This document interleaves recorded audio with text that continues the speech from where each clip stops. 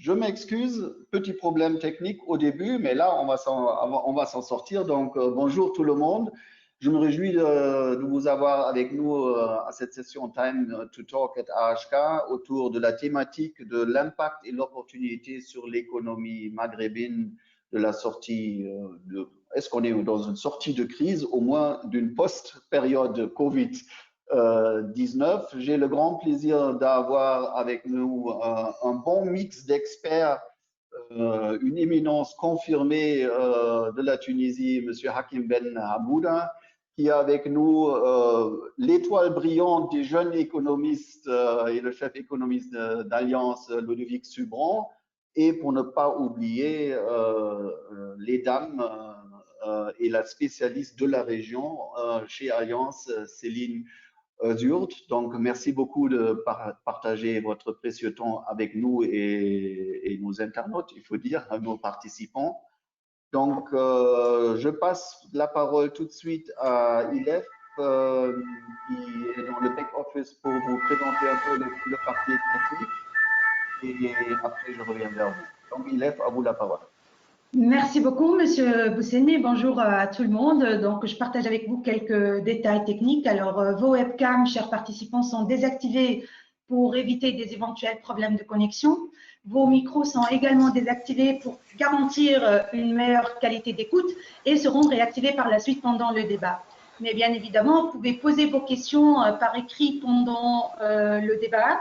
Dans cette rubrique qui se trouve en bas dans votre contrôle panel. Et si par la suite, vous pouvez également cliquer sur cette petite main verte pour prendre la parole et poser votre question ou partager avec nous un commentaire ou une réaction avec nos intervenants. Il suffit juste de cliquer sur cette petite main verte. Par la suite, je vous prie de quand même cliquer une deuxième fois sur la petite main pour qu'on puisse vous répondre. Donc, je tiens à vous informer aussi que ce webinaire est enregistré. Donc, voilà les détails techniques. Et maintenant, je ne vais pas encore tarder. Je vais passer encore la parole à M. Bousseni. Et je vous souhaite un débat fructueux. Merci beaucoup, Ilef. Le plan, comme je l'ai dit, on va passer tout de suite la parole à Ludovic Subran et Céline Zurt qui vont nous présenter une petite étude, une base de discussion, un aperçu sur le Maghreb avec un petit focus sur la Tunisie. Monsieur Hakim Ben Hamouda va y rebondir et donner son impression, son appréciation sur la situation actuelle, et pour passer par la suite à une petite discussion et passer aux questions de nos participants. Donc, Ludovic, c'est bon, à vous la parole. Merci beaucoup. Merci. Vous m'entendez bien? Oui, c'est parfait. Super. Bon, je vais juste faire une légère introduction sur le scénario monde et pour laisser davantage la parole à Céline qui parlera en particulier du Maghreb et de la Tunisie. L'idée, c'est qu'il y a 4 phases à cette crise du coronavirus. Une première phase qui est celle de crise, de laquelle on sort à peine. Mais en effet, la crise du coronavirus en tant que telle, elle continue, elle va certainement continuer d'ici la mi-2021. Donc, dans notre dernier scénario, on parle de faire attention aux faux départs et notamment de croire un peu trop tôt qu'une fois l'épidémie passée, la crise économique, financière, peut-être sociale et politique, c'est fini. Et ça, c'est un des grands risques, c'est notamment celui que les marchés prennent aujourd'hui en anticipant en effet un rebond comme si on avait eu juste 3 mois d'une expérimentation globale pendant laquelle on ferme tout et puis il n'y a pas vraiment d'effet de queue de ces éléments-là. Et en fait, c'est pas du tout comme ça que ça marche. Cette crise, elle a commencé par le commerce mondial en Chine. Elle s'est transformée en une crise financière et puis c'est devenu cette crise de la séclusion. Les gens se sont repliés chez eux et c'est la première fois en 100 ans, en plus de 100 ans, qu'on a cette situation où l'économie est mise sur pause pendant 30 jours, 60 jours, 90 jours dans certains pays. Et donc, ça, faut vraiment comprendre ça. Donc, c'est vraiment que la première partie. Et là, on rentre dans une deuxième partie.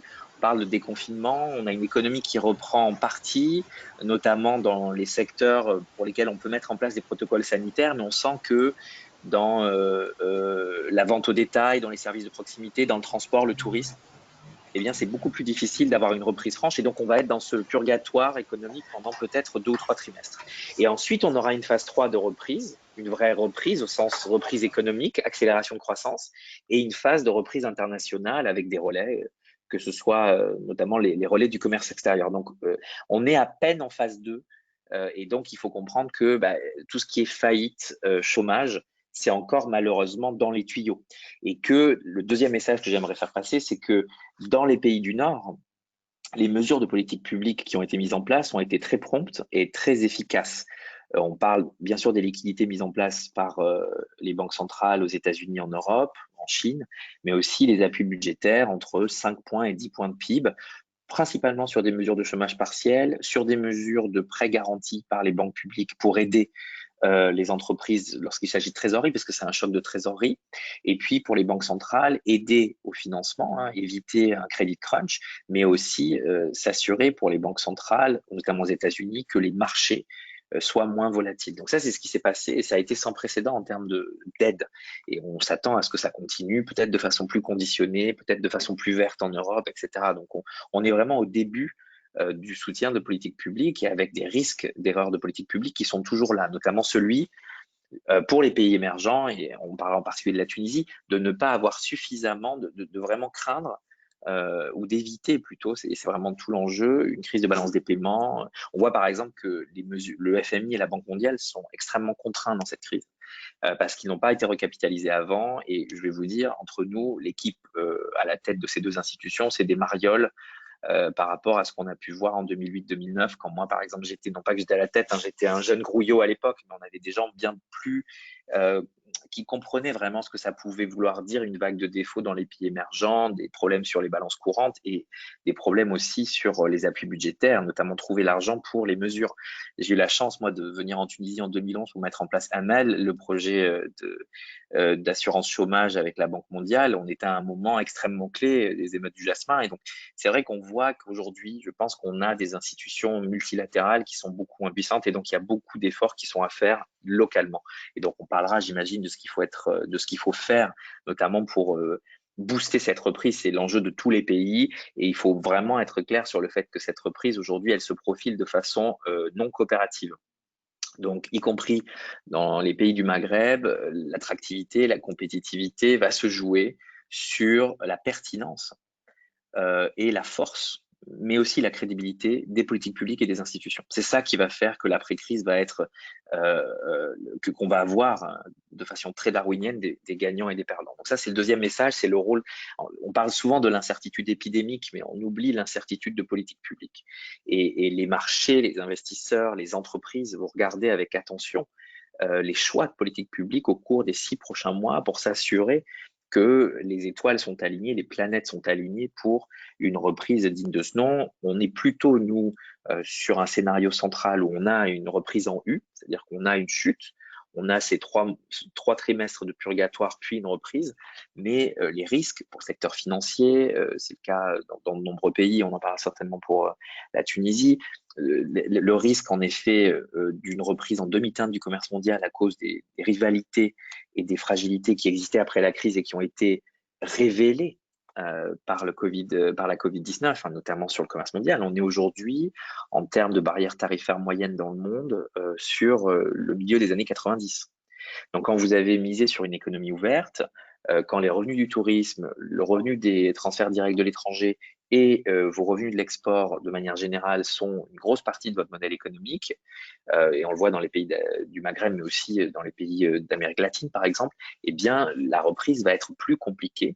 Et donc, il va falloir travailler encore plus la consommation domestique, travailler encore plus les mesures structurelles pour l'attractivité et voir notamment, et on en parlera certainement lors de cette discussion, entre privés. Céline et moi, on travaille et pour Allianz, qui est un investisseur, c'est le plus gros investisseur en Europe, mais aussi on travaille pour Euler Hermès, qui est le plus gros assureur crédit dans le monde.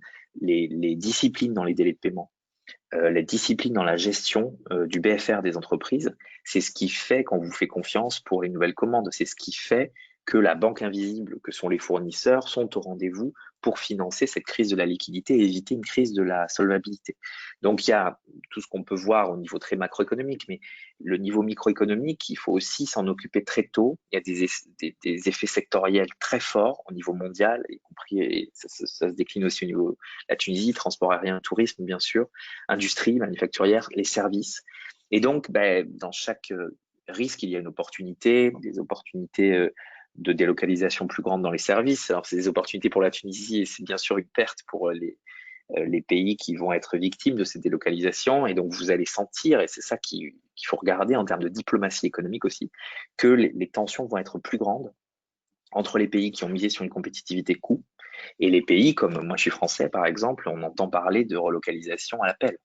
Et donc, on sent bien que, notamment l'Europe, derrière ce discours, l'Allemagne, pour la première fois, utilise le mot de souveraineté dans son discours de diplomatie économique, alors qu'elle va prendre la présidence de l'UE. Donc, on sent que l'Europe est moins naïve par rapport aux États-Unis et à la Chine, mais l'Europe va avoir besoin de pays partenaires pour que cette reprise pleine de principes, on la veut verte, on la veut inclusive, on la veut autonome industriellement par exemple, qu'on travaille en bonne intelligence. Et donc c'est peut-être un vrai rôle à jouer avec la Tunisie de resserrer ses liens avec une Europe qui, pour finir, aura peut-être moins déçu que à quoi on s'attendait, puisqu'elle aura été au rendez-vous notamment de l'innovation institutionnelle avec davantage de fonds mis à disposition des pays qui ont été les plus touchés par la crise, mais qui aussi se rend compte qu'elle va devoir faire des choix politiques et économiques forts pour éviter que les presque 65 millions d'Européens aujourd'hui qui bénéficient des mesures de chômage partiel, 65 millions,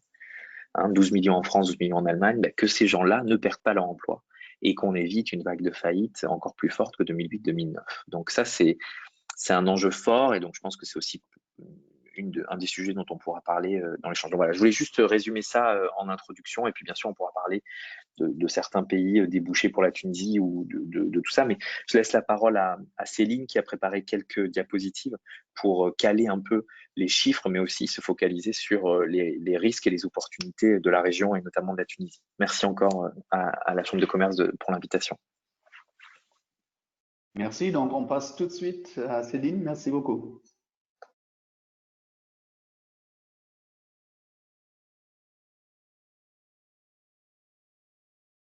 Voilà, vous m'entendez? Super, merci pour l'invitation. Deuxième question technique, est-ce que vous arrivez à voir mon écran? D'accord, donc on part sur de bonnes bases, plus de questions techniques, je vous promets. Après cette introduction générale de Ludovic, j'aimerais faire une overview des développements plus spécifiques. Tout d'abord, commençons par les pays émergents et on va rétrécir notre champ de plus en plus à l'Afrique, au Maghreb et à la Tunisie. Parlons de commerce mondial, comme Ludovic vient de dire.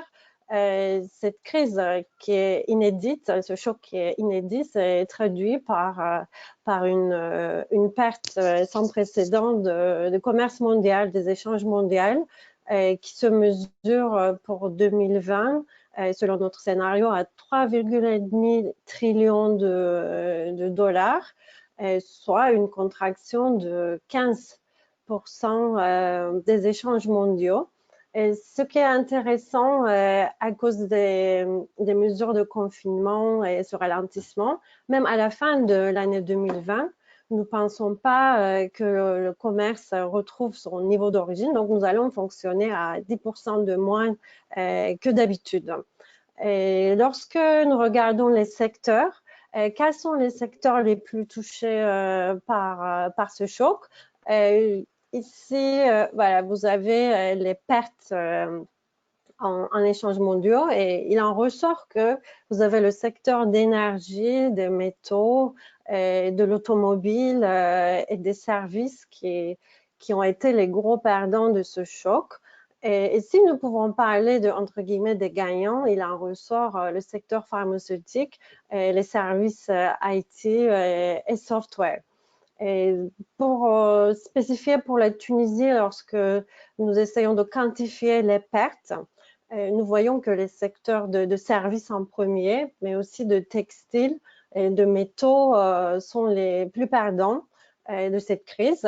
Et en ce qui concerne les gagnants, nous voyons un fort potentiel, je vais y revenir dessus, pour le secteur pharmaceutique, et pour la chimie et aussi les industries plus innovatrices comme les IT et software.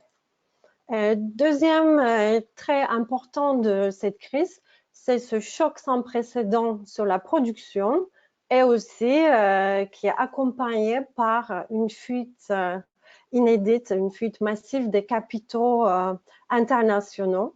Donc, le choc industriel a été en Chine au mois de février, en début de l'année, mais pour le reste des pays émergents, c'est un peu plus décalé. Donc, nous attendons une reprise qu'au mois de mai. En ce qui concerne les fuites de capitaux, ça a été d'un montant sans précédent. On a constaté une chute de moins 88 milliards de dollars en mars. Et en avril, les choses se sont légèrement améliorées par le retour des capitaux en Chine. Mais nous restons toujours en dessous des valeurs habituelles. Et ce qui est aussi assez inquiétant, c'est sur les IDE, sur les investissements directs étrangers. Les prévisions de UNCTAD prévoient une contraction de 40% en 2020 et en 2021. Et ceci est assez problématique pour les pays, disons, comme la Tunisie, qui ont un déficit commercial, disons, structurel, et qui a déjà du mal à financer ce déficit par les IDE stables. Pour le cas de Tunisie, les IDE couvrent que un quart de déficit commercial, et nous pensons que la situation va être un peu plus difficile par la suite. Revenons sur le continent africain. Dans nos prévisions, nous prévoyons une contraction de moins 1,7% en 2020. Sachez que c'est la plus grande contraction du PIB depuis 25 ans. Et par la suite, le PIB va rebondir de l'ordre de 3,5%. Parce que, comme Ludovic vient de dire, nous restons toujours sur un scénario en forme de U, et la production retrouve son niveau d'avant vers la fin de l'année prochaine. En Tunisie, cette contraction est mesurée à moins 3,5% pour cette année, et la reprise serait de 3%. Pour la Tunisie, on va voir la principale raison de cette contraction économique, c'est par les secteurs de services et de tourisme. C'est pareil pour le Maroc, c'est les services qui sont les plus affectés, alors que pour l'Algérie, le problème, c'est plus la baisse des prix de pétrole.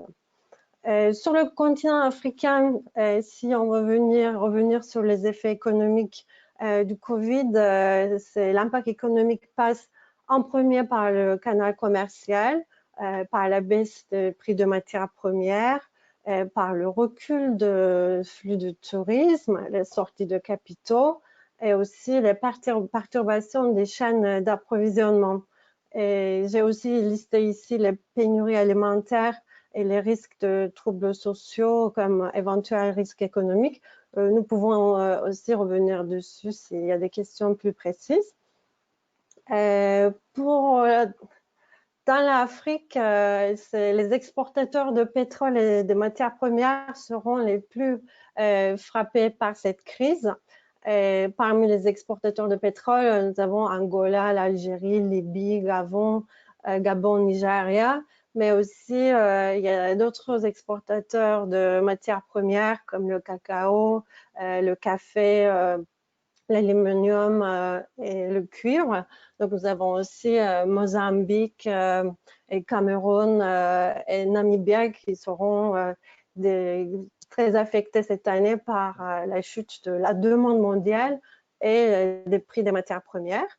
Lorsque nous passons aux services, les exportateurs de services seront aussi parmi les plus gros perdants. Donc, là-dedans, nous retrouvons la Tunisie, le Maroc, mais aussi l'Afrique du Sud, l'Angola. À gauche, je vous montre la part des revenus du tourisme dans le PIB.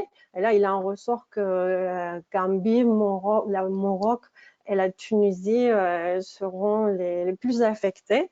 Mais il ne faut pas y penser seulement comme revenu du tourisme, mais également les compagnies aériennes sont, déjà on le voit, hein, en train d'être très fortement affectées par la baisse ou la rupture de l'activité au Kenya, en Éthiopie, Tunisie, Afrique du Sud et au Maroc. Et ce qui distingue cette crise de la crise de 2009, on s'attend à une reprise plus lente de l'activité des services par rapport à l'industrie.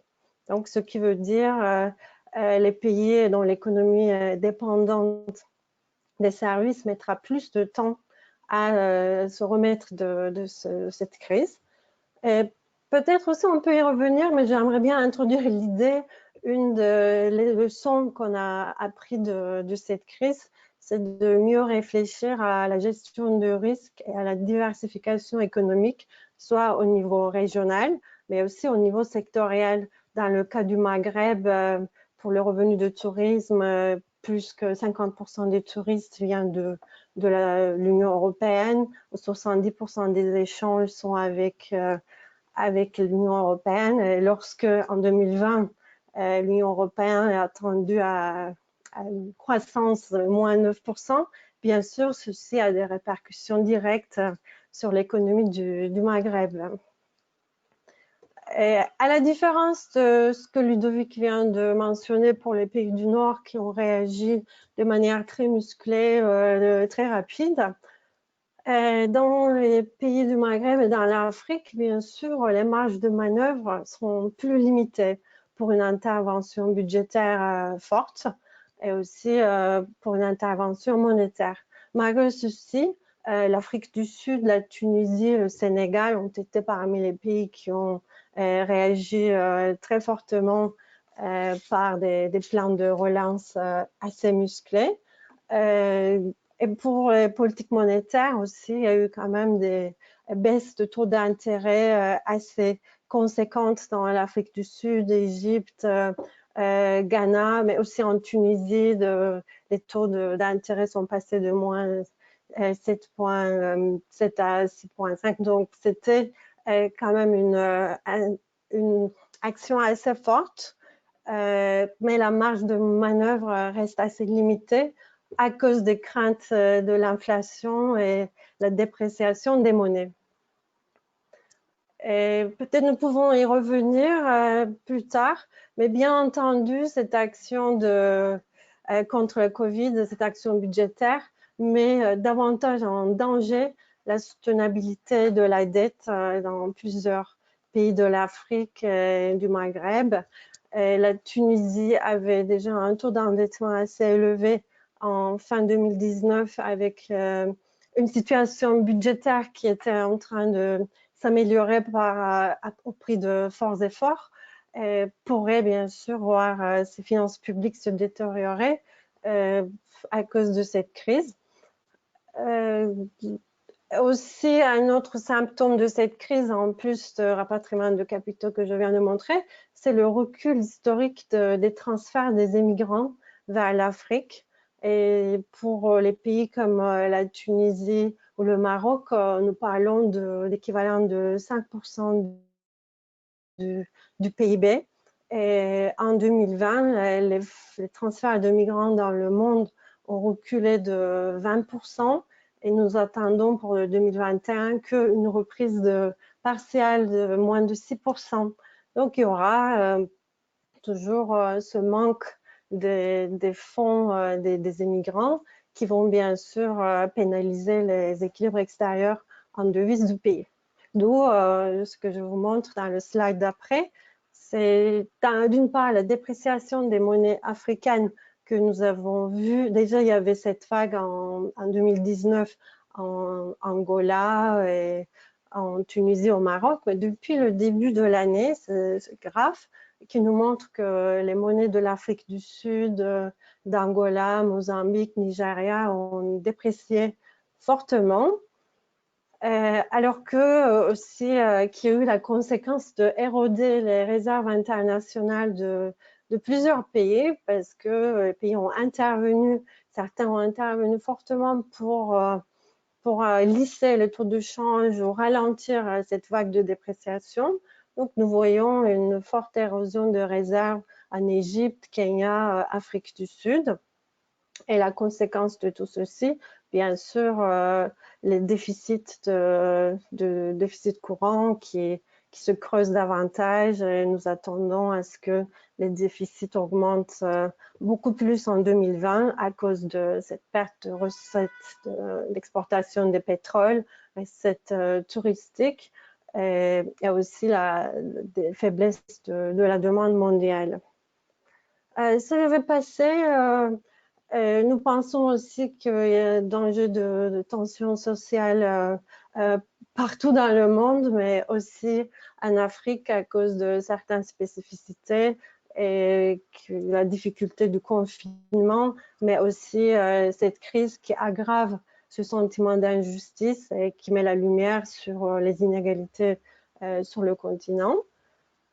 Sur la Tunisie, mais aussi, je veux dire, dans les pays de Maghreb, au Maroc, Algérie, les autorités ont assez bien réagi pour gérer la crise sanitaire et aussi apporter le soutien budgétaire dans la limite des possibles. Mais dans le cas de Tunisie, maintenant, les marges budgétaires sont assez limitées pour pouvoir mener une action de relance économique assez proactive et musclée. Et aussi, le gouvernement peut avoir des blocages à cause de ces fragmentations dans le Parlement. Et ce qui sera déterminant aussi, la capacité du gouvernement à renégocier un programme avec le FMI qui soit faisable et acceptable et qui permettrait d'aller de l'avant avec les réformes structurelles. Peut-être on peut y revenir aussi dessus. Mais la Banque centrale a baissé ses taux d'intérêt en Tunisie. Et ici, nous voyons que le crédit à l'économie était déjà plutôt en arrêt depuis fin 2018. Et lorsque nous regardons aussi le dernier rapport de la Banque centrale, dont les données vont jusqu'au mars, en Tunisie, les développements de crédit sont assez faibles. Donc, de mon côté, il n'est pas sûr que cette baisse de taux d'intérêt puisse suffire à relancer le crédit qui souffre déjà beaucoup de problèmes structurels. Donc, les PME vont avoir, à notre sens, plus de difficultés à accéder au financement. Il y aura plus de tensions de trésorerie, de délais de paiement dans les mois à venir. Juste 3 risques pour la Tunisie. En fait, c'est le taux de chômage qui était déjà très élevé pour les diplômés et les jeunes. On parle de 15% pour le chômage total, mais de 30-35% pour les jeunes et diplômés. Et ceci couplé avec une hausse de pouvoir d'achat depuis 2018-19 qui était à peine commencé à être contenu, mais qui repart. L'inflation repart, surtout l'inflation pour les produits alimentaires. Et tout cela va renforcer un sentiment d'injustice et créer des tensions sociales qui pourraient bloquer l'appareil productif à travers les grèves. Et le dernier risque, bien sûr, c'est le taux de change qui déprécie déjà depuis un moment. Ça, c'est le mouvement vers le haut, c'est une dépréciation. Donc, prolongement de cette dépréciation qui fait baisser les réserves internationales, donc qui crée cette dépréciation de nouveau de l'inflation et qui nourrit ce mécontentement social. C'est les principaux risques que nous voyons. Et quelles opportunités et défis? Comme Ludovic vient de dire, les pays de Maghreb et la Tunisie ont une carte à jouer sur le raccourcissement des chaînes de valeur et pourraient se présenter comme alternative à la Chine. Aussi, on pourrait tirer plus de gains en renforçant le commerce et l'intégration commerciale parmi les pays du Maghreb. Et les délocalisations depuis l'Europe pourraient permettre beaucoup d'opportunités dans les secteurs, surtout intensifs en pouvoir et capacité d'innovation, mais aussi dans les centres d'appel, dans les services qui sont liés au software ou qui renforcent la transition numérique. Merci beaucoup. Très bien, merci beaucoup. Avant de passer la parole directement à M. Hakim Ben Hamouda, si je comprends bien, et je m'excuse, mais ça me fait mal au cœur, il n'y a pas de commerce, il n'y a pas de IDE, il n'y a pas de finance de l'État, il n'y a pas de crédit pour les entreprises, pas de liquidité, une inflation. Donc c'est un scénario qui fait mal au cœur, pour ne pas dire peut-être avoir peur.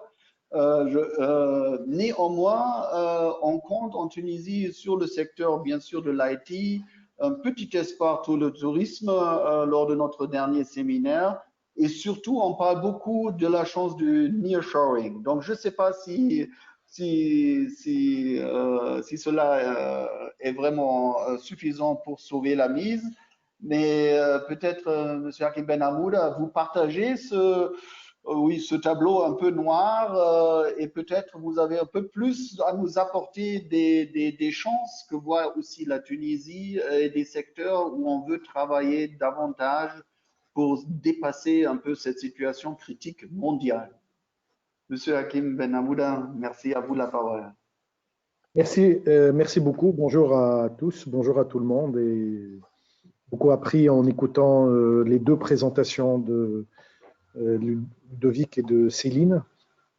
Juste, Céline, une petite correction sur le point du fiscal stimulus. Je crois qu'il faut revoir les chiffres parce que contrairement, comment dire, la part du fiscal stimulus dans le PIB, et je pense, les chiffres, il faut les revoir. Je pense en Tunisie, elle est de 2,5 milliards de dinars, hein, et ce qui représente moins de 2% du PIB.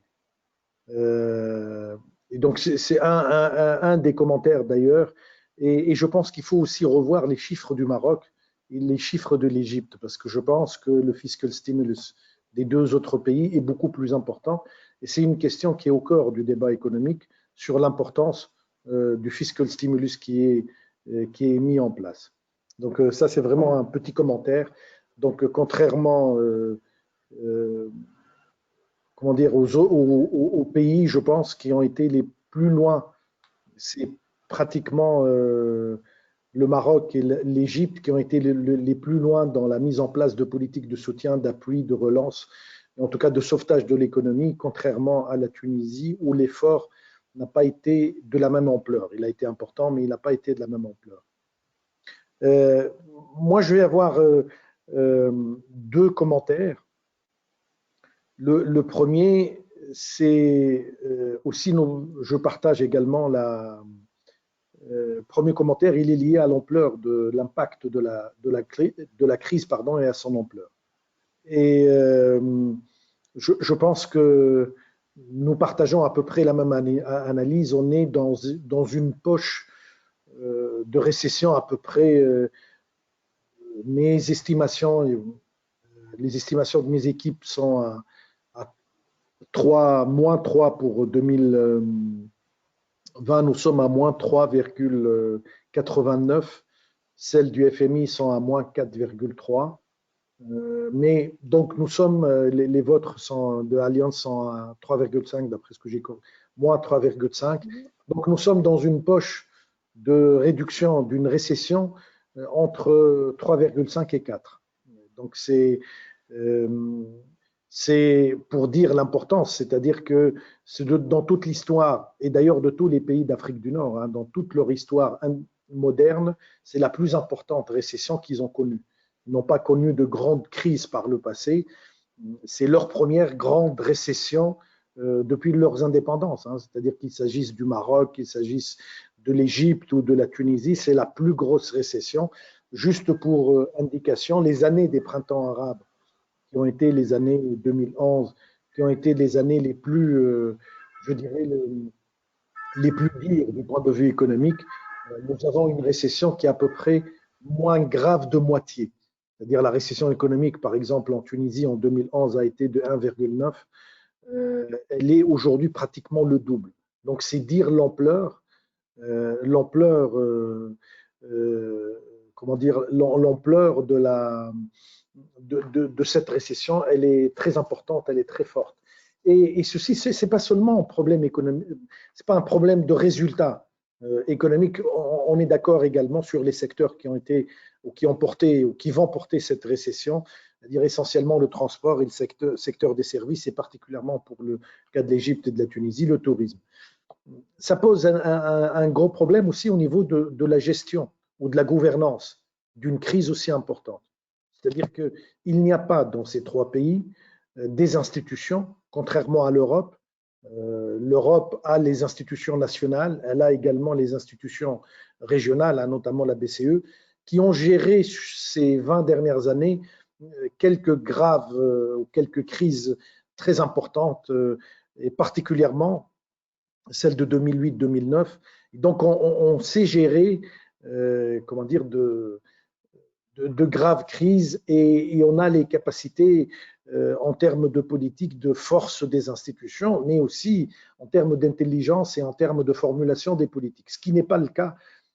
Et moi, c'est ça qui m'inquiète le plus, c'est-à-dire ce qui n'est pas le cas à peu près dans les pays d'Afrique du Nord. Donc, je pense, un premier élément, une crise très très grave, des marges de manœuvre très très limitées, comme vous l'avez dit, du point de vue budgétaire et du point de vue.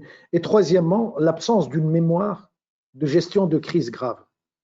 Et donc, c'est un petit peu ça, moi, mon inquiétude, qui fait que aujourd'hui, les solutions, et quatrième point que tu as soulevé, Ludovic, qui me paraît important, c'est véritablement, il faut plus faire appel aux ressorts internes, nationaux. C'est même pas les ressorts régionaux, et encore moins celle de, comment dire, on se rappelle tous de la prise en charge et de la prise en main de l'impact de la crise de 2008 par les deux grandes institutions multilatérales, le FMI et la Banque mondiale. On en est loin aujourd'hui. On est vraiment sur des schémas très conventionnels de soutien, je dirais, de pays avec des retards en termes, vous avez évoqué la gestion, la négociation d'un plan, d'un nouvel accord, y compris pour l'Égypte, le FMI, pour l'Égypte, la Tunisie et le Maroc. Je ne comprends pas les retards dans ces négociations. C'est une négociation qui aurait dû être express, assez vite, et c'est dire véritablement aussi la question de leadership au niveau de ces institutions. Et au fait, moi, mon inquiétude, vraiment, j'ai l'impression que dans beaucoup d'endroits, on ne mesure pas l'ampleur de la crise. On ne mesure pas l'ampleur de la crise, on ne mesure pas son impact social. Alors, deuxième point, qu'est-ce que ça donne lorsque vous avez tous ces éléments, c'est-à-dire une crise très importante, lorsque on ne voit pas de solidarité, on ne voit pas en tout cas d'appui au niveau international, lorsqu'on n'a pas la mémoire de la gestion de la crise, comment dire, la réponse immédiate, c'est les solutions conventionnelles. C'est-à-dire, on met en place des politiques conventionnelles. Politiques conventionnelles, c'est-à-dire essayer de s'en tenir aux grands équilibres macroéconomiques. Et à la limite, comment dire, ne pas être très attentif aux conséquences. Moi, on a fait avec mes équipes quelques simulations sur ce que propose pratiquement le FMI à faire en Tunisie, ce que probablement le gouvernement va suivre. C'est-à-dire que, situation de crise, la chose la plus importante, c'est de faire attention aux grands équilibres, de ne pas perdre l'objectif de 3% de déficit. C'est pratiquement les mêmes politiques dans les trois pays d'Afrique du Nord. Et de ce point de vue, la seule variable d'ajustement, c'est l'investissement public. On réduit l'investissement public, ce qui nous permet alors, moi c'est mon deuxième point, c'est-à-dire que on a parlé de la crise et moi ce qui m'intéresse c'est l'ampleur de cette crise et surtout l'importance de la reprise. Et je pense que l'ampleur de la crise dépendra, je pense, des politiques qui sont suivies, des politiques qui sont mises en œuvre. Moi, selon mes scénarios, la crise peut être pire ou l'ampleur peut être encore plus importante si nous suivons ce que des institutions comme le FMI ou d'autres proposent, c'est-à-dire réduire pratiquement de moitié le montant de l'investissement public et faire de l'investissement public au fait la variable d'ajustement. Donc, et en plus, l'ampleur de la reprise dépendra également des politiques qui sont mises en œuvre. Donc, voilà, très rapidement, je pense que c'est une crise sans précédent, une crise dont on n'a pas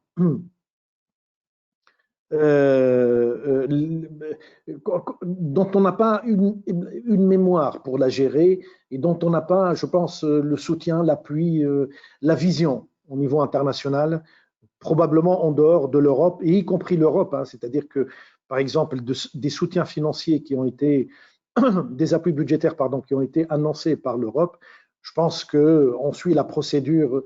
Autant, je pense, l'Europe a été rapide, et c'est une bonne chose, elle a été rapide. Lorsque je parle de l'Europe, je parle de la Commission, mais aussi de la Banque centrale, de la BCE.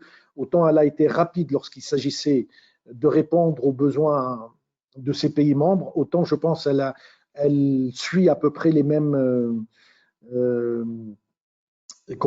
mêmes lenteurs lorsqu'elle a à gérer la situation de ses partenaires.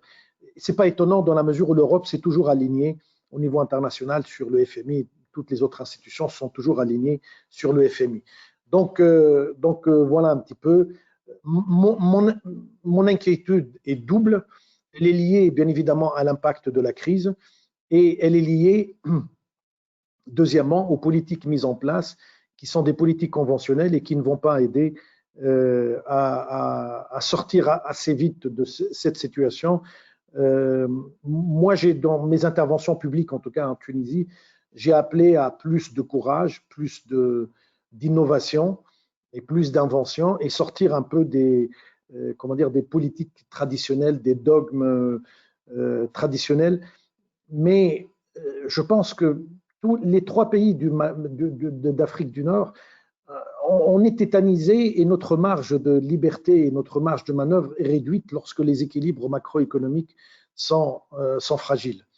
Donc c'est un petit peu ça, c'est-à-dire autant moi je critique les politiques que le gouvernement met en place, mais en même temps aussi j'essaye de comprendre à la place des 3 ou 4 ministres des Finances d'Afrique du Nord aujourd'hui, lorsque tu as des marges de manœuvre très réduites, lorsque tu as un appui au niveau international qui est très très faible, tu as tendance à privilégier, à ne pas prendre de risques et à privilégier, je dirais, moi je dis, il y a 2 types de solutions. Il y a ce qu'on appelle l'approche comptable, hein, qui se limite à véritablement régler, gérer les grands équilibres macroéconomiques.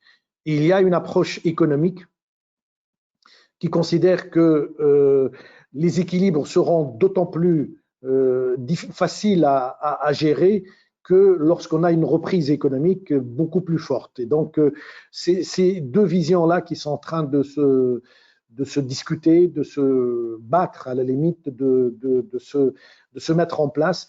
Je crois que pour les 3 pays du Maghreb, ou d'Afrique du Nord en tout cas, en dépit de la volonté de programmes de relance relativement importants, ce qui prime aujourd'hui, c'est véritablement cette vision comptable qui réduit, je dirais, la politique économique à la gestion des grands équilibres et à la gestion des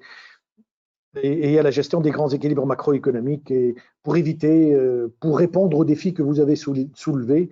Et on s'occupe peu, en tout cas, du futur et de l'avenir.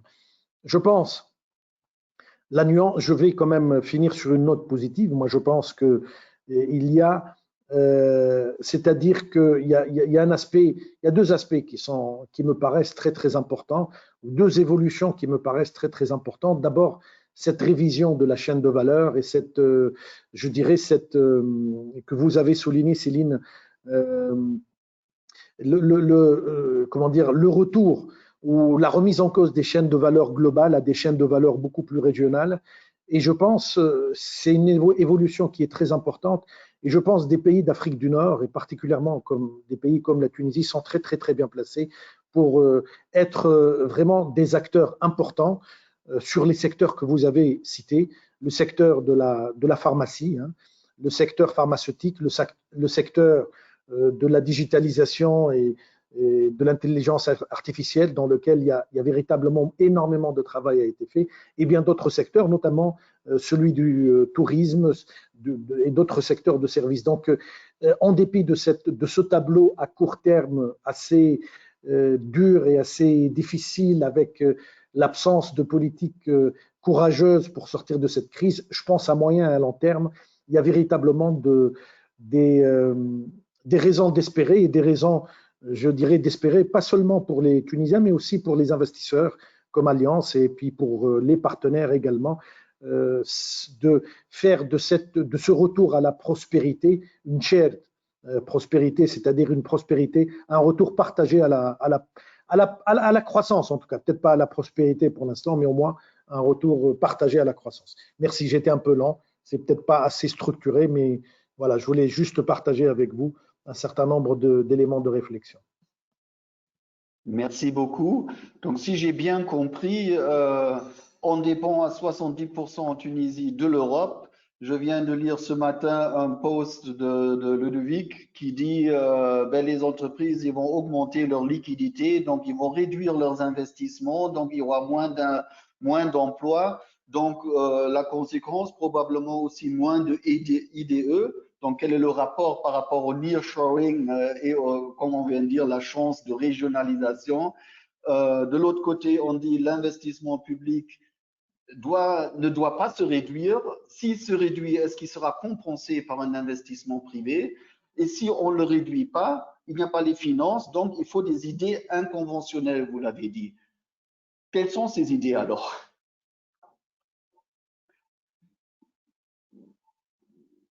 Moi, je pense qu'il y a dans ce que nous a présenté le ministre, il y a un appel à plus d'ambition, notamment par la relance sur l'investissement. C'est-à-dire que un des sujets aujourd'hui, c'est qu'il y a deux poids, deux mesures. Les pays du Nord, grâce aux crédibilités de leurs institutions, mais aussi parce qu'ils prennent certaines libertés. Enfin, il faut se rappeler que l'Europe joue dans la cour des grands cette fois-ci et qu'elle a décidé de ne pas répéter l'erreur de 2012 en mettant l'Italie à l'amende. Mais on voit bien que les histoires de dette, etc., vont nous hanter pendant encore quelques temps.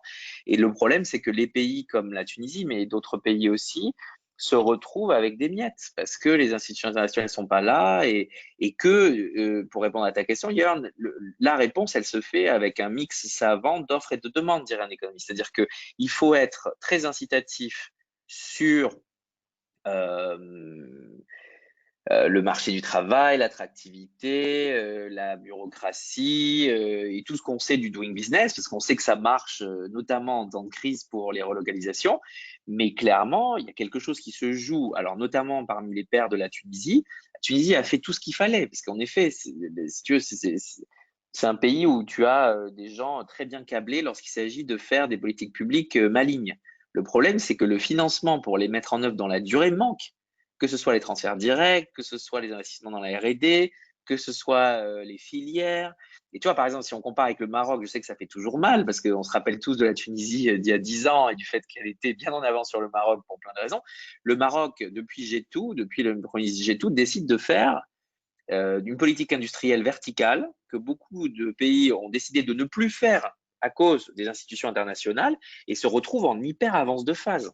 Alors là, en ce moment, ils sont dans une dynamique où ils vont faire le confinement le plus long du monde et vont entrer dans le Guinness des records. Mais enfin, il y a quand même quelque chose qui se joue sur l'attractivité du Maroc, qui est un mélange de mesures d'offres, mais de mesures de demande, y compris, par exemple, sur la filière aéronautique, les efforts qu'ils ont fait sur l'école d'accompagnement de la filière aéronautique. Donc, il y a une vraie vision de la R&D, du capital humain et des investissements conséquents, puisque le Maroc a pendant des années utilisé plusieurs points de PIB pour une forme de relance de la demande, pour viser sa classe moyenne, et donc je pense que ce que dit le ministre, et je suis tout à fait d'accord, c'est-à-dire que la crise va créer des divergences entre pays.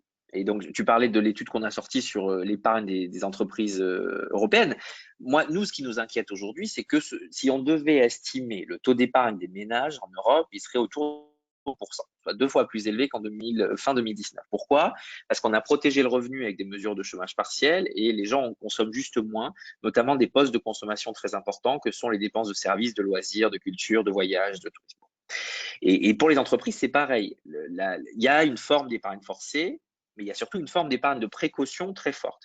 Et nous, ce qu'on dit, c'est attention, les entreprises traumatisées par la crise et malgré les mesures de soutien de la liquidité peuvent décider d'être particulièrement cheap, d'être un peu chiche sur les investissements.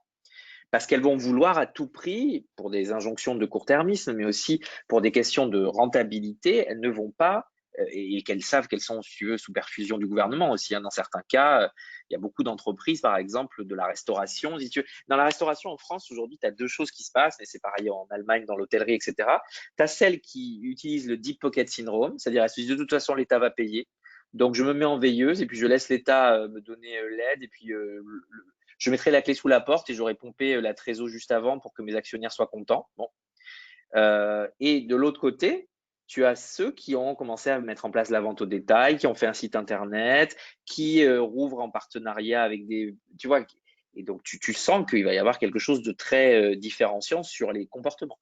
Et donc tout ça pour dire que pour les entreprises qui s'intéressent à la Tunisie, tu vas avoir clairement beaucoup de gens qui vont venir leur vanter les mérites, donc en termes de diplomatie économique, du nearshoring, de la stabilité politique. Et donc la Tunisie doit redoubler d'efforts. C'est une fenêtre d'opportunité comme rarement disponible pour le marché tunisien en tant que tel, parce que beaucoup de ces entreprises cherchent à avoir un marché local. Donc il y a aussi un effort à faire sur la redistribution qui a été pendant très longtemps contraint, du moins pendant les quelques dernières années, à cause des aides internationales, mais aussi sur, en effet, le modèle économique de la Tunisie comparativement à certains pairs. Et donc, il faut encore plus renforcer l'idée. Par exemple, j'ai une bêtise, mais les plans d'investissement d'avenir ou le type de crédit impôt recherche qu'on pourrait mettre en place en Tunisie, parce qu'il y a cette frange d'ingénieurs diplômés dans les secteurs financiers, le logiciel, par exemple. Mais je pourrais te faire le même speech, vous connaissez le pays bien mieux que moi, sur l'agroalimentaire, voilà. Eh bien, sur certains secteurs, il faut avoir une vraie politique d'accompagnement, c'est-à-dire il faut expliquer aux gens, venez vous mettre chez nous. Alors souvent, les opportunités fiscales, ça marche pas bien, mais en revanche, on va co-investir, on va accompagner un développement dans la durée, parce que les flux de capitaux courts, on s'en moque un peu. De toute façon, ils sont tous en sortie des pays émergents aujourd'hui, juste parce que c'est encore en mode crise. En revanche, sur les projets, je trouve qu'il y a quelque chose à faire. Est-ce que, par exemple, on peut redynamiser une partie ou des secteurs pour lesquels les appareils productifs sont en sous-utilisation de capacité? Est-ce qu'il faut utiliser la commande publique tunisienne aussi pour relancer dans la machine-outil? Est-ce qu'il faut travailler plus étroitement avec l'Italie, la France? Est-ce qu'il faut travailler plus étroitement avec la BEI qui peut servir d'intermédiaire puisqu'elle s'intéresse beaucoup à l'investissement en Tunisie pour justement qu'une partie des investissements qui vont être mis à disposition en Italie, en France, se fassent dans le co-développement avec un pays qui est en pays fournisseur comme la Tunisie? Si tu veux, il y a pas de solution miracle, mais clairement, la réputation joue énormément. Et de travailler ses points forts. Et moi, je pense encore toujours si tu veux, à l'histoire du capital humain, notamment dans les services délocalisables. Il y a quelque chose à faire en Tunisie là-dessus. Et donc, je pense qu'il faut absolument miser là-dessus dès maintenant, y compris peut-être en donnant une dimension verte, par exemple, pour être ciblé ou pour être détecté par une partie des mesures qui vont être contraintes de la Commission européenne pour une forme de verdissement. Tu vois. Donc, il y a une transparence sur par exemple la dimension ESG qui pourrait faire de la Tunisie, tu vois, un centre de compétences pour une partie de ces boîtes, pour délocaliser plus qu'en Roumanie ou plus qu'ailleurs des fonctions comptabilité, fonctions actuarielles. Tu as de nombreux sièges. On se rend compte que la distance à l'emploi, tout le monde est content, télétravail, c'est génial, mais les gens oublient que le télétravail, plus tu es distant. Alors bien sûr, les employés valent plus que les mètres carrés qu'ils occupent, mais plus tu es distant de ton emploi, moins la dimension capital social joue et plus la délocalisation est une opportunité. Et donc, je pense qu'il y a là, tu vois, nous, par exemple, chez Allianz, on a Allianz Consulting, on a 3 hubs, Maurice, la Roumanie et l'Inde, pour différentes fonctions. Il y a aujourd'hui Allianz Consulting, qui est une branche interne à Allianz qui donne aux entités opérationnelles des options de délocalisation. Ils ont plus de commandes qu'il ne faut. Et tu vois, à aucun moment, on s'est posé la question, bah, Maurice, c'est un peu loin, ou c'est trop petit, ou il n'y a pas le capital humain nécessaire. Pourquoi on ne fait pas quelque chose un peu plus proche pour la région Méditerranée et on le fait en Tunisie, tu vois. Et donc ça, c'est un moment, c'est pour ça que je dis que c'est un moment clé, parce que c'est là que tu poses les bases en fait d'une attractivité relative. Et ça, c'est toujours difficile quand on est encore dans la gestion de l'urgence. C'est très difficile d'avoir cette vision qui permet de très vite activer d'autres types de politiques publiques qui ne sont pas les mêmes que la politique publique de l'urgence. Ouais. Désolé de la longue réponse. Non, non, merci. Peut-être Monsieur Benhamou aussi, il a quelque chose à dire. Je rappelle juste qu'actuellement, l'Allemagne est un des plus grands bailleurs de fonds et souteneurs aussi de la Tunisie à travers ses différentes institutions. Et je confirme aussi un peu, c'est que l'Allemagne, les sociétés, surtout PME familiales, totalement exportatrices, sont là depuis des décennies. Donc, ils ont connu toutes les crises et ils sont un facteur de stabilité aussi. Malgré, il y a beaucoup qui sont dans le secteur textile et automotive. Et si je reviens à l'étude de Céline qu'elle a présentée, c'est ces 2 secteurs qui sont le plus impactés aussi en même temps. Donc peut-être aussi encore après un petit mot sur l'automotive, sur la situation mondiale, si vous pouvez y dire quelque chose, parce que dans la structure de l'industrie tunisienne, c'est quand même, au moins d'un point de vue allemand, un facteur clé qui se joue ici avec des investissements, avec beaucoup de IT, outsourcing interne des entreprises. Donc, ils en profitent déjà des centres de compétences qu'on peut peut-être élargir par la suite. Donc, voilà les opportunités, Monsieur Benhamouda, vous les voyez où? Et peut-être sur les 2, tourisme c'est compliqué, voilà, mais peut-être textile technique, pharma, automotive, peut-être là-dessus encore 2-3 mots. Merci beaucoup. Merci. Non, je partage. Moi, je parle de manière assez libre. Je fais des comparaisons. Autant je suis tunisien, mais je suis aussi maghrébin et nord-africain et africain. Donc, sur la comparaison, Ludwig, avec le Maroc, je l'adopte et je l'ai développée, ouvertement du temps où j'étais aux affaires, mais également aujourd'hui. Et vous avez raison. Je pense que la Tunisie a connu pratiquement 2 décennies de perdu. Celle des années 2000 et celle des années 2010. Ce sont véritablement 2 décennies perdues du point de vue des politiques publiques. Moi, je suis très familier et j'ai toujours cité, au niveau industriel, j'ai toujours cité l'exemple du Maroc. Je suis en train de faire une grosse étude pour le compte de la BAD sur l'expérience marocaine en termes de chaîne de valeur. Et je suis c'est vraiment une expérience très, très intéressante. Et en la comparant avec d'autres expériences de chaîne de valeur dans d'autres pays africains, et avec les plans émergence, ensuite le plan d'accélération, le plan. Et donc, il y a eu véritablement une prise en charge de la part des pouvoirs publics de cette question de transformation, de transition au niveau industriel vers des secteurs à plus haute valeur ajoutée, ce qui n'a pas été le cas du point de vue des politiques publiques en Tunisie. Mais la chance de la Tunisie, c'est que je pense que même s'il n'y a pas eu de politique publique allant dans ce sens, moi je pense qu'il y a véritablement, contrairement à ce qu'on entend ici là sur un secteur privé rentier qui s'est développé dans la protection des lois et qui limitait la concurrence. Moi, je pense qu'il y a eu un secteur privé très, très dynamique et qui qui a véritablement aujourd'hui très présente sur les nouveaux sur le nouveau secteur et de nouvelles activités. Moi, je pense, juste pour vous donner un exemple, sans citer de nom, le leader mondial aujourd'hui en termes de logiciels pour la Banque centrale, c'est une entreprise tunisienne dans le monde. Et donc, je peux citer beaucoup d'autres exemples. Ce qui manque effectivement, c'est que c'est des initiatives privées, c'est des initiatives d'entreprises locales, mais je pense qu'il manque aujourd'hui, c'est tout ça soit porté par des politiques publiques claires et la mise en place d'institutions de financement nécessaires. Maintenant, pour revenir de manière, moi je pense qu'il y a deux dimensions qui me paraissent importantes en termes des politiques publiques. La première, bien évidemment, c'est la question du sauvetage de l'économie, qui me paraît importante sur les 2 prochaines années. Cette année 2020 et 2021, les 3 ou 4 trimestres qui sont à venir, je pense que le gouvernement a pris des mesures, mais de mon point de vue, elles sont insuffisantes. Je pense qu'il faut être beaucoup plus volontaire, beaucoup plus fort dans ce genre de choses. La deuxième chose, moi je pense, c'est vraiment au-delà du sauvetage de l'économie, c'est un programme de relance pour l'ensemble, pour les 3 pays d'ailleurs, il n'est pas propre à la Tunisie, et véritablement saisir cette nouvelle opportunité du point de vue de l'économie mondiale, du point de vue de l'évolution de l'économie mondiale, pour mettre en partenariat avec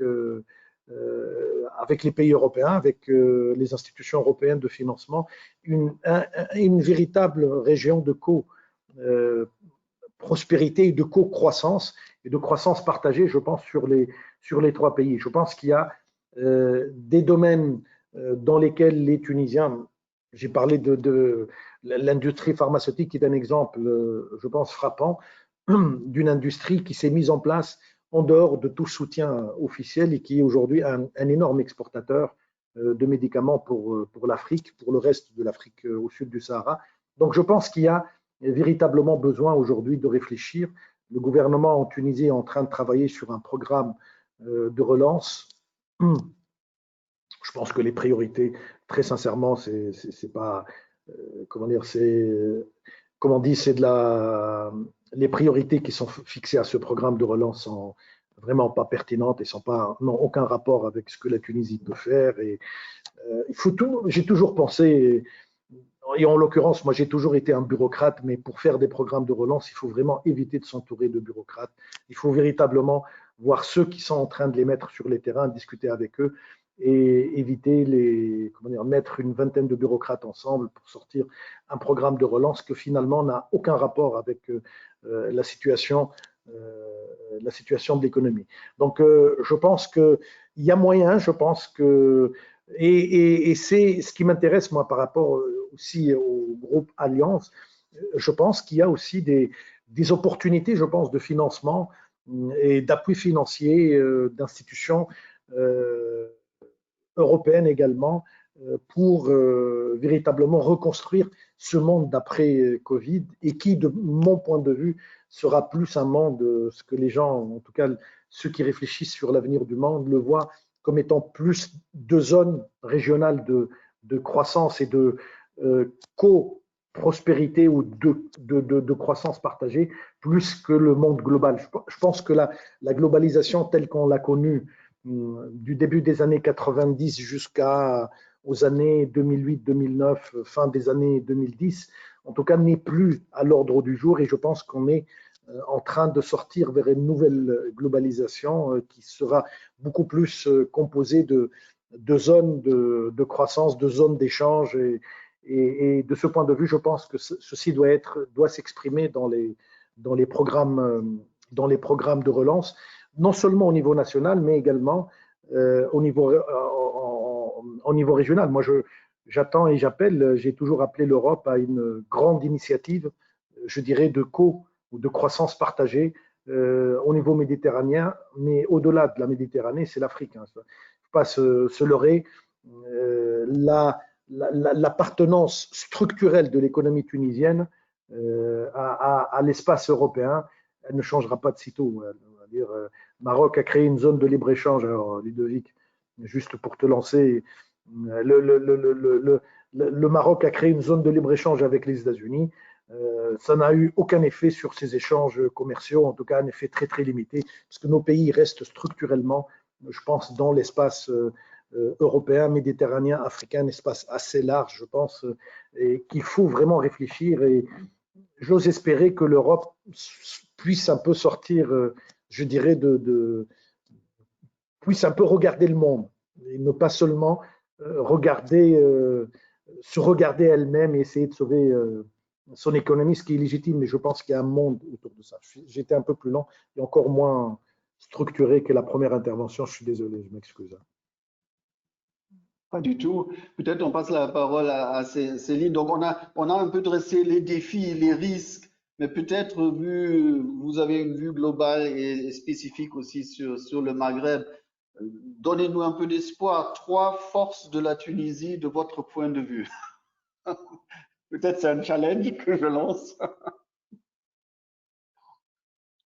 Allez-y. Céline, je te préviens, je prépare une grande émission télé vendredi soir et je vais piquer certaines de tes idées. Donc, D'accord, mais avant ça, c'est déjà désolée pour cette incohérence dans le calcul de plan de relance. En fait, j'ai passé beaucoup de temps dessus à essayer de cross-checker avec tout ce qui est sur le site de FMI, de OCDE. Je pense que c'est un problème. Déjà, je suis arrivée à 3,3 milliards après 2,5 qui étaient annoncés et puis d'autres mesures, y compris les garanties. Je pense, désolée d'avoir surestimé. Vérifier les chiffres, mais même les 3,3 milliards ne font pas 8% ne font pas 9%. Lorsque tu as un Oui, pays de bien 128 sûr, j'ai milliards, rajouté. on est toujours en dessous des 3. Hein. C'est ça, Mais j'ai bon, rajouté des c'est pas garanties très important. et voilà. C'est des choses qui demandent à être vérifiées, mais c'est vraiment pas très important. Sur les points qui donnent de l'espoir, vous avez mentionné ce potentiel dans le secteur de services et aussi de pharmaceutique. Déjà, nous avons toujours cet accord à l'écart de libre-échange avec l'Union européenne qui est en cours, qui est assez déterminant. Parce que quand vous voulez faire du commerce à travers les frontières, ce qui est plus dur, c'est les services. Parce que ceci requiert de mettre en ligne, aligner la réglementation. Et donc, je pense qu'il y a une bonne potentiel pour délocaliser, comme Ludovic disait, certains services qui sont surtout à haute valeur ajoutée.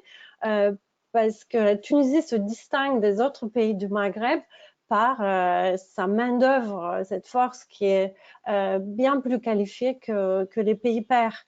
Et je trouve que c'est une vraie opportunité de faire usage de cette main-d'œuvre et aussi cet environnement démocratique qui fait aussi la force de ce pays et à la fois sa fragilité. Je suis bien d'accord. Donc, c'est une première chose. Et cette crise nous a appris aussi au niveau mondial qu'on gérait très, très mal notre risque. L'idée, c'est pas maintenant de seulement délocaliser la production de la Chine à notre pays, disons Turquie ou Roumanie, mais de faire ça de meilleure manière. On a découvert que, par exemple, 55% des gants chirurgicaux dans le monde étaient produits en Malaisie. C'est un tout petit pays qui est exposé à plein de risques de cyclones, de risques climatiques. Donc, cette crise aussi est une opportunité à mieux réfléchir pour le secteur stratégique de comment on partage notre risque. Donc, il ne s'agit pas de ramener la production dans les industries traditionnelles à la maison. Ce ne sera jamais rentable, ce ne sera jamais possible.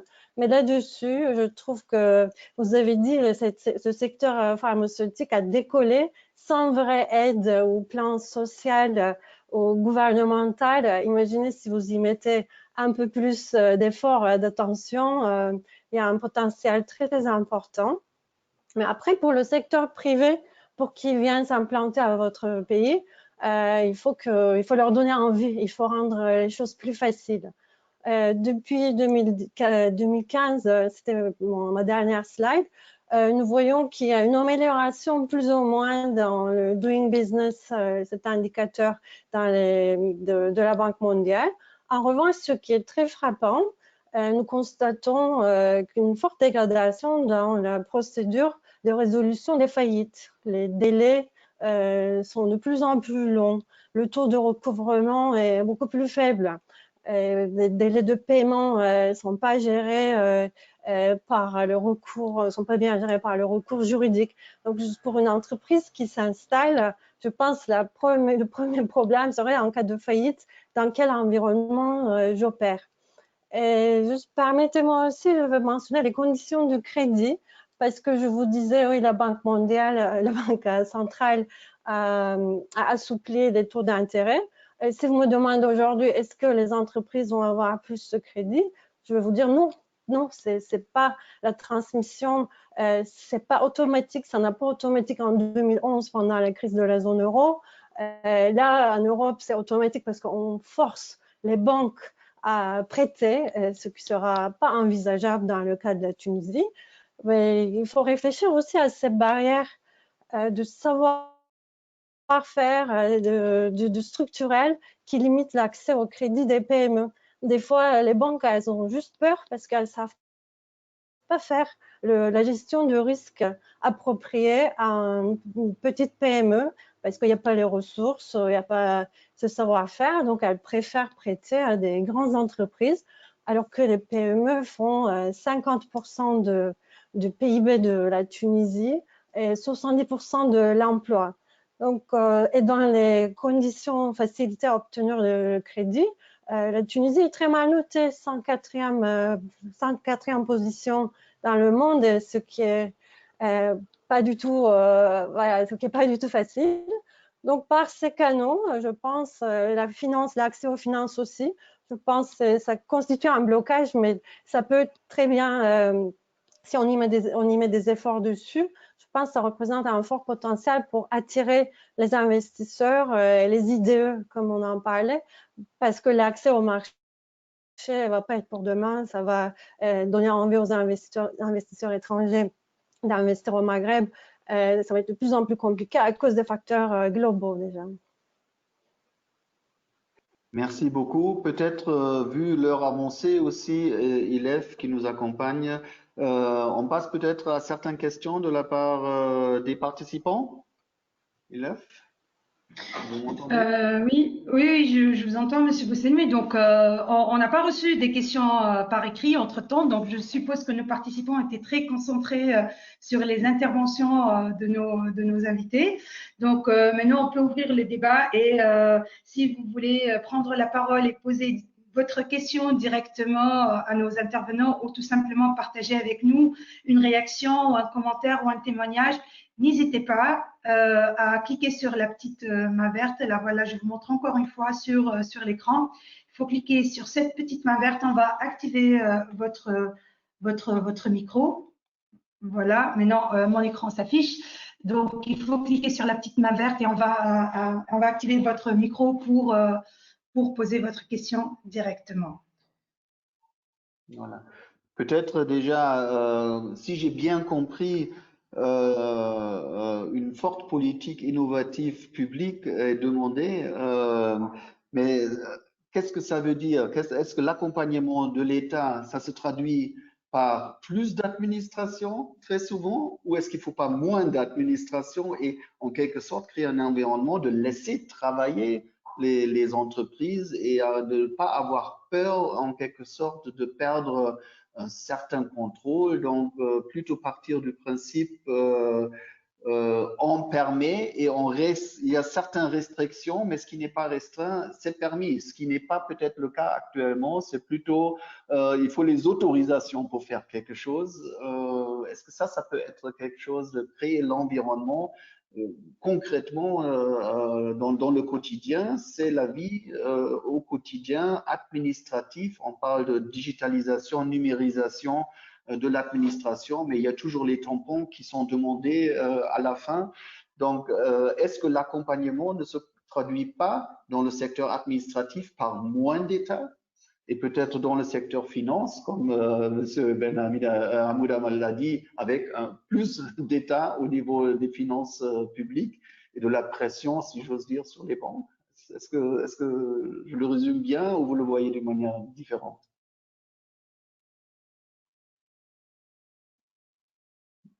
Personne ose de répondre, je ne sais pas.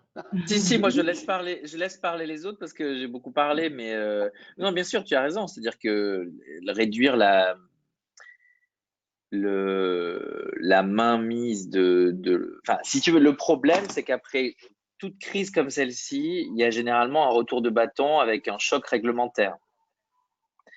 Parce qu'en effet, l'État ayant beaucoup dépensé, ayant socialisé une grosse partie des pertes, se venge en demandant encore plus de garanties, encore plus de conditions, encore plus d'une forme d'avance sur dividende, si tu veux. Donc ça, c'est un poids majeur, et pour des pays qui sont déjà particulièrement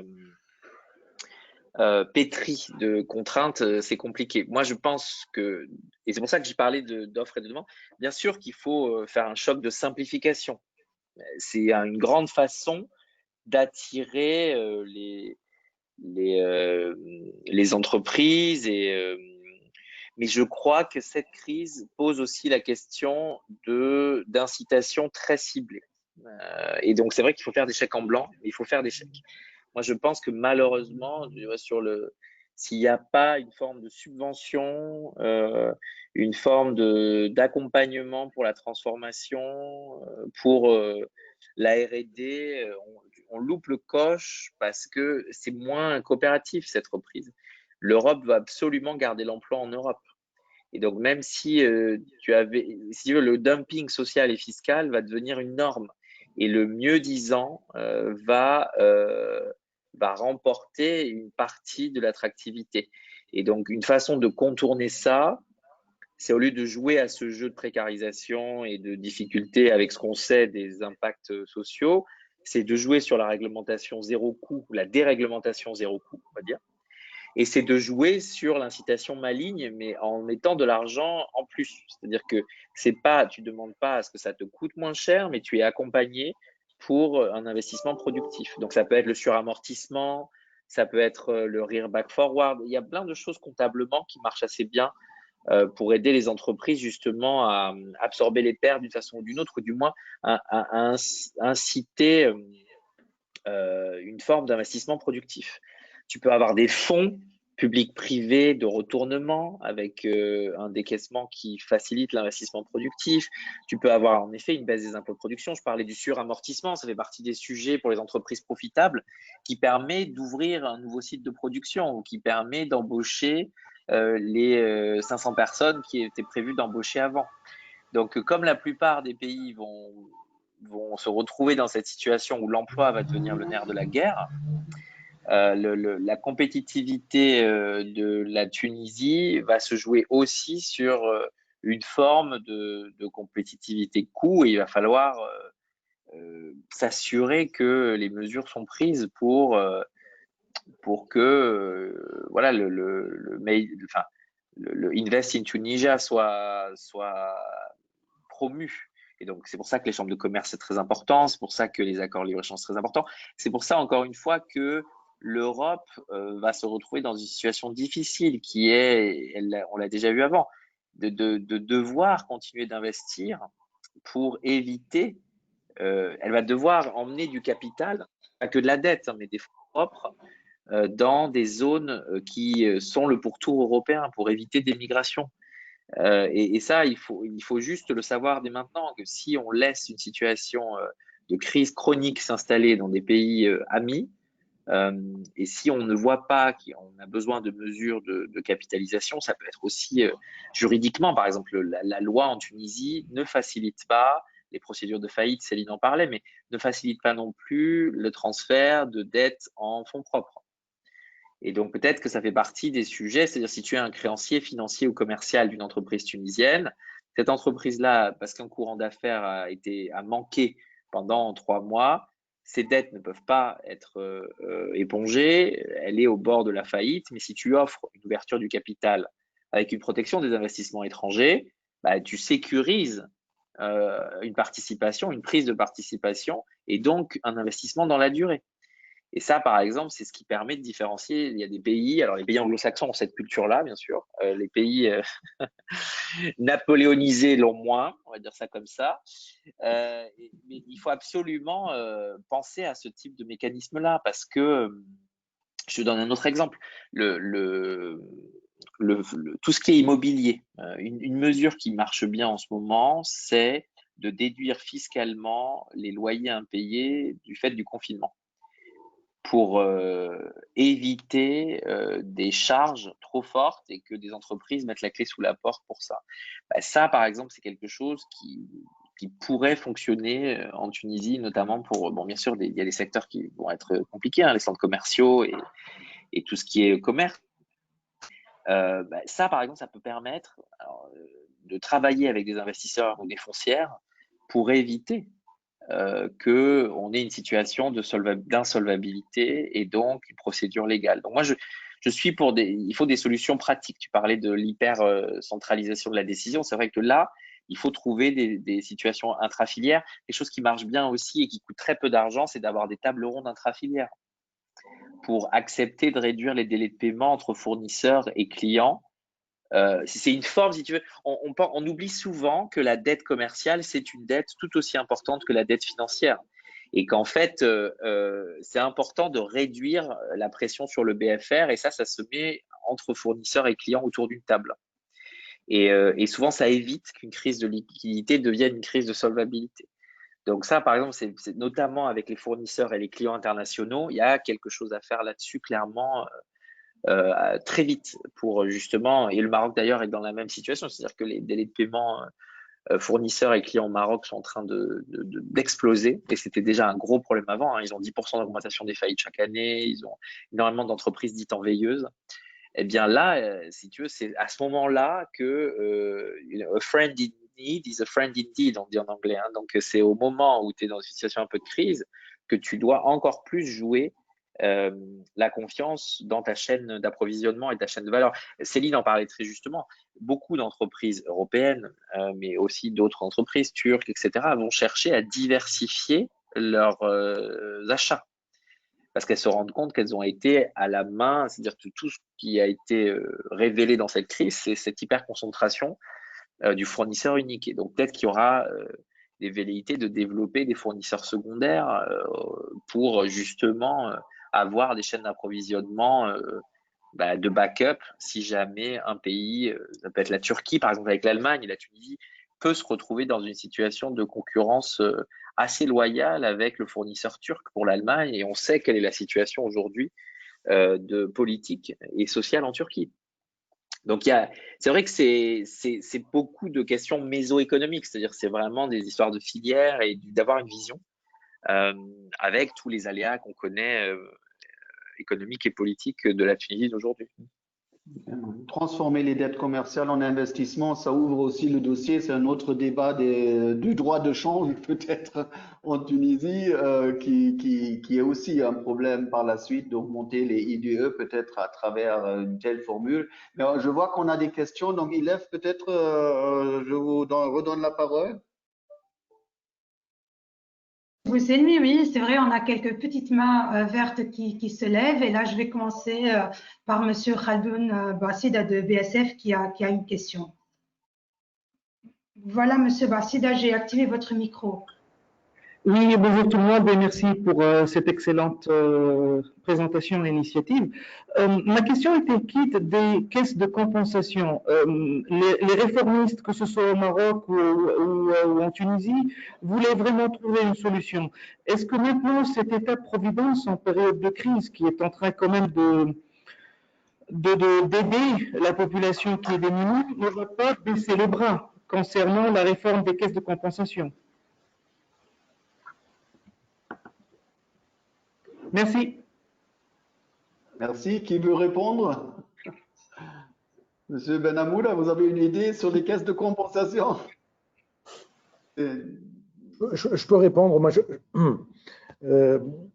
pense que c'est une question qui est très importante et difficile parce que Je pense que la sortie de la caisse de compensation, ce que les institutions internationales appellent donner l'argent à ceux qui l'appuient, en tout cas à ceux pour qui il est nécessaire.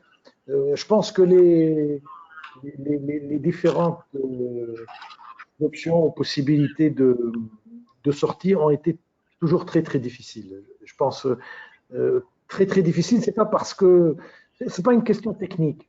C'est-à-dire c'est pas un problème parce que la Tunisie a eu un retard sur comment dire le numéro, comment on appelle ça, le numéro unique des gens, etc. Je pense qu'elle est beaucoup plus une question sociale et politique. Je pense que ou le transfert comment dire par téléphone ou par mobile, etc. On a vu que lors de la crise actuelle, tous ces problèmes ont été réglés pratiquement en 2-3 mois. On fait du mobile transfert pratiquement pour tout le monde. Non, le vrai problème, je pense, c'est qu'il y a une vraie crise sociale, il y a un vrai problème de pouvoir d'achat, il y a un vrai problème de situation sociale. Et la disparition du jour au lendemain de toutes ces formes pour les produits alimentaires et pour l'énergie va poser de gros problèmes. Donc je pense que c'est quelque chose qui demandera du temps, qui prendra du temps, mais qui se fera de manière progressive, moi, avec l'évolution du pouvoir d'achat en Tunisie. Moi, je ne vois pas je le dis franchement, je ne vois pas aujourd'hui comment dire, les hauts cadres de l'État, je ne parle même pas les hauts fonctionnaires de l'État, pouvoir boucler leur fin de mois sans véritablement ces subventions. Je ne veux pas donner de chiffres, mais les Tunisiens qui m'entendent doivent le savoir. Aujourd'hui, un directeur général vit avec 1400 dinars par mois. Avec 1400 dinars, je pense que dans une famille moyenne, ça c'est le haut cadre de l'État, c'est-à-dire on parle de la haute fonction publique. Donc je pense que la disparition ou la réforme des caisses de compensation et des caisses de soutien ne peut pas se faire en elle-même, elle doit se faire d'une manière générale, une réduction de l'emploi dans la fonction publique, avec une augmentation, je pense, assez sensible des salaires. On continue aujourd'hui à avoir 700 000 fonctionnaires et on continue à les payer rien du tout. Et donc, probablement, et là-dessus, je pense que c'est une bonne comparaison avec le Maroc. Il y a des réformes qui sont à mettre en place, notamment la réforme de la haute fonction publique, qui a été mise en place avec beaucoup de succès dans le Maroc et qui fait que aujourd'hui les hauts cadres de l'État sont des cadres qui ont de gros diplômes et que le secteur privé n'arrive pas, du point de vue financier, à attirer. C'est une situation, un gouverneur de province aujourd'hui au Maroc et quelqu'un qui est difficile à recruter y compris pour une multinationale. C'est parce qu'on a développé le statut de la haute fonction publique. Donc, il y a un certain nombre de choses qui doivent être faites et je pense qu'il faut éviter de se focaliser et de vouloir traiter cette question en elle-même et l'inscrire, je pense, dans une dynamique de réforme économique, de transformation économique du pays. Je pense à un moment, elle disparaîtra ou en tout cas elle restera où véritablement cette subvention ira véritablement à ceux qui en ont besoin. Donc, une question importante qui demandera du temps et surtout, je pense, la démarche, il faut véritablement essayer de s'en sortir de cette volonté, de cette tentation et enfermement de la régler en elle-même et voilà, et d'en faire une question technique. D'accord. On passe peut-être à la prochaine question, mais je crois, Monsieur Benhamoud, on ne comprend pas votre intervention que vous prêchez la parole pour dire il faut augmenter encore les dépenses publiques pour payer les fonctionnaires. Parce que là, vu du secteur privé. Non. Moi, ma position est très simple. Moi, je pense que les fonctionnaires, très sincèrement, moi, je pense que les fonctionnaires publics ne sont pas assez bien payés en Tunisie. Et la fonction publique, malheureusement, n'attire pas les bons éléments. Seul moyen de le faire, c'est de réduire la taille, comment dire, du fonction publique de réduire la taille et d'augmenter, je pense, les rémunérations. D'augmenter les rémunérations pour attirer véritablement les bons cadres. Je ne vais pas annoncer de chiffres pour que la presse ne sorte pas en disant que je demande la réduction du nombre de… Mais je pense que c'est… je pense que contrairement à ce qu'on pense, le vrai problème de la Tunisie, ou lorsqu'on parle de la masse salariale en Tunisie, et je pense qu'elle est liée plus au nombre qu'au fait au volume, je dirais, des fonctionnaires et de la fonction publique, plus qu'au niveau de leur rémunération. Moi, je suis favorable à une amélioration nette des rémunérations de la fonction publique, de la haute fonction publique, pour pouvoir attirer des gens compétents, des gens capables de développer des stratégies, des gens capables de faire preuve d'innovation, de changement et d'apporter des choses nouvelles. C'est ce que je pense. Et on ne peut pas, malheureusement, avec le volume actuel, on ne peut pas se permettre de faire des salaires très élevés pour pouvoir les attirer. Une réforme qu'on traîne en Tunisie, c'est la réforme de la haute fonction publique. C'est à peu près les mêmes réformes qui ont été mises en place un peu partout, que le Maroc, heureusement, pour mes amis marocains, ont été en mesure de mettre en place, que jusqu'à présent, en Tunisie, on a du mal, tous les gouvernements la sortent, le statut de la haute fonction publique, mais aucun gouvernement n'est parvenu à la mettre en place. Bon, en Allemagne, on a mis en place un paiement aussi par rapport à la performance, même dans le secteur public. Donc peut-être ça sera une idée. Donc je résume, c'est plus de qualité que de quantité qu'il faut. Mais peut-être on passe à la prochaine question, Ilef. On a encore, bon là on a dépassé donc 3 questions, je propose, et on clôture par la suite. Merci.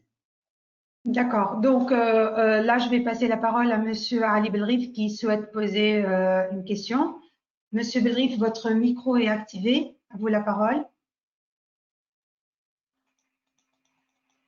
Monsieur Belrif.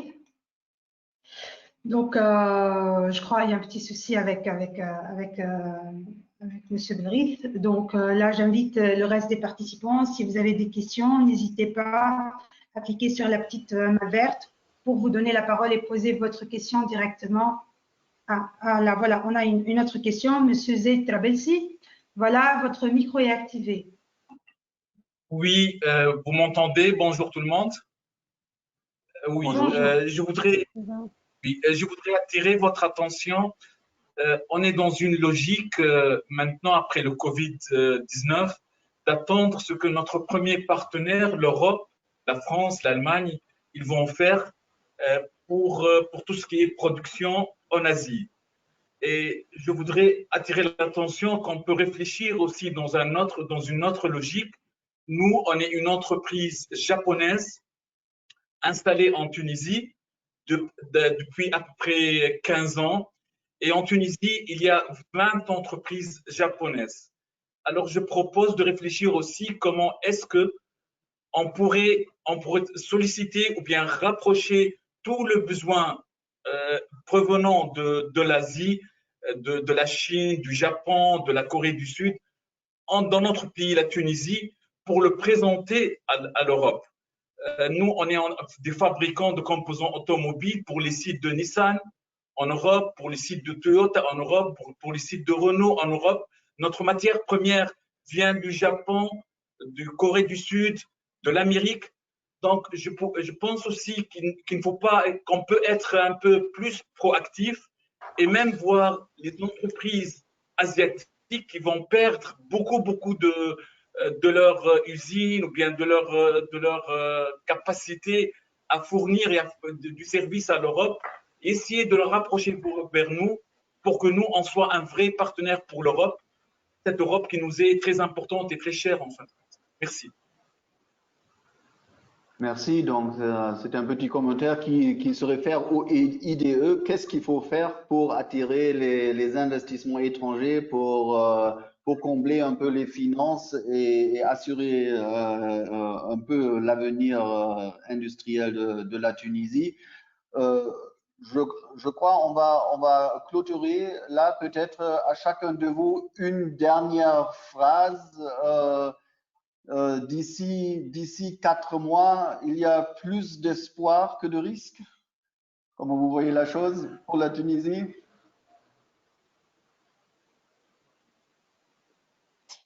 Pour moi, je pense que c'est pour ça que je tiens à ce qu'on essaie d'éviter de parler de la crise est derrière nous, etc. Je pense que toute l'attention des politiques publiques est en fait devant.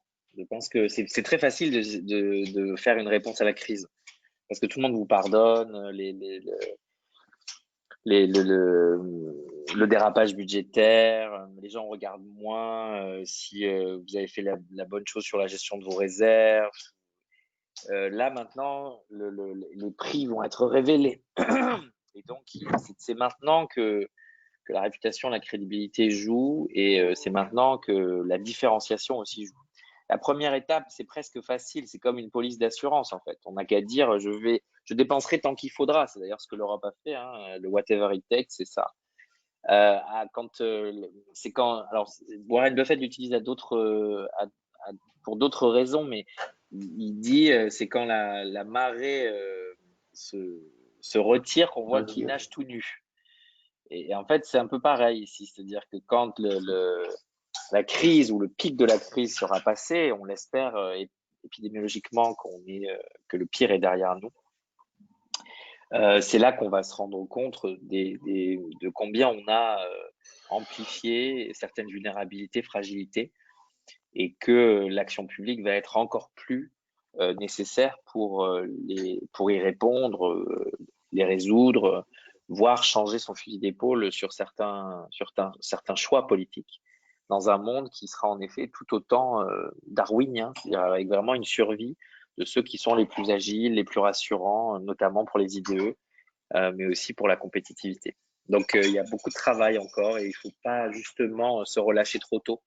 Je vois beaucoup de gens dans dans le monde des politiques publiques, mais aussi dans le monde du privé, le mode management de crise est un peu derrière eux. C'est vrai que c'est un marathon, et donc il faut garder ça en tête pour les prochains mois. Merci beaucoup, Ludovic. Monsieur Benhamouda, donc dites-nous ce que vous allez dire sur le plateau de télé. Je suis en train de réfléchir, c'est vendredi soir et les équipes sont aussi en train de travailler avec moi. Mais je pense qu'il y a 2 éléments qui me paraissent importants. Et là-dessus, je suis tout à fait d'accord avec Ludovic, ce qu'il vient de dire. Le premier élément, c'est maintenant l'heure de l'examen des politiques publiques. C'est maintenant qu'il faut faire, c'est maintenant qu'il faut mettre en place les politiques de soutien aux entreprises, c'est maintenant beaucoup de critiques en Tunisie sur l'efficacité des formes de soutien qui ont été mises en place au profit des entreprises, notamment sur les conditions d'accès aux garanties de l'État qu'on peut utiliser auprès du secteur bancaire.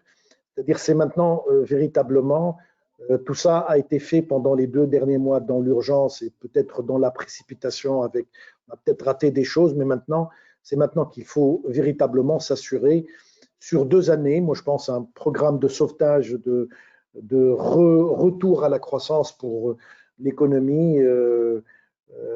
Et donc c'est véritablement maintenant qu'il faut définir les politiques publiques, et c'est maintenant en fait qu'on commence à véritablement à avoir beaucoup de critiques sur la capacité du gouvernement tunisien, ou même au Maroc et en Égypte, de leur capacité à mettre en place des politiques économiques pour sortir un peu de cette crise et pour aider à la reprise. Deuxième aspect qui est très important, je pense que c'est aussi le moment de réfléchir à l'avenir, c'est-à-dire que on a ignoré l'avenir pendant pratiquement les 2 dernières décennies. On a pratiquement ignoré, on s'est un peu empêtré dans la gestion de crises immédiates, de transition politique, etc. Nous avons une chance unique, c'est-à-dire l'avenir revient vers nous, il tape à notre porte, et nous avons une chance unique de le réfléchir, de le mettre en place. Et même si le monde est darwinien, je pense que c'est aussi à nous de faire en sorte qu'il soit un peu plus solidaire, et que cette solidarité, et ne soit pas seulement en termes d'appui financier, mais elle soit, comme je l'ai dit, un vrai projet de de croissance partagée. Et donc, c'est un petit peu cette question qui me paraît importante. Voilà. Merci en tout cas de votre attention et merci pour cette invitation à la Chambre. Merci pour votre précieux temps. Et comme en Tunisie aussi, les femmes jouent un rôle très très important et sont un peu la force tranquille et qui font bouger le pays dans tous les sens. Donc, le mot de clôture à Céline, s'il vous plaît, votre phrase de choc entre guillemets. Merci beaucoup. Je vais faire ça très vite parce que je suis tout à fait d'accord avec les interventions d'avant. Donc, l'examen, c'est à venir. Et malheureusement, l'État n'a pas des moyens illimités pour apporter du soutien et sauver tous les secteurs. Et donc, c'est un débat que nous sommes en train de voir en France aussi. Pour cette politique de relance, il n'y a pas assez de précision sur l'approche sectorielle et la logique de cette approche sectorielle. Et nous venons d'entendre aussi par le monsieur qui a intervenu sur l'entreprise japonaise, c'est sûr que la Tunisie a une carte très très importante à jouer, ne serait-ce que par sa localisation géographique, par ses proximités, qui est aussi, on a entendu dans cet exemple, un outil de transfert de technologie vers la Tunisie, vers le Maghreb, depuis l'Asie du Sud. Donc c'est très très important. Et je pense que ça va être très déterminant aussi pour la suite d'avoir une approche assez smart, si vous voulez, sur les secteurs sur lesquels on devrait se concentrer. Et je vous remercie beaucoup pour cette invitation et je vous dis à très vite.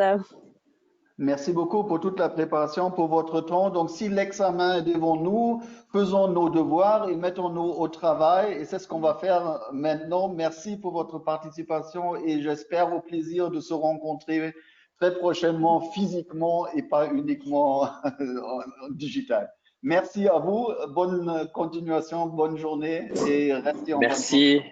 Merci, vielen Dank. Merci, tschüss, Ludwig. Ciao. Merci. Merci à Ilef pour avoir organisé tout ça. Merci, Ilef. Merci, Ilef. Merci. Ciao.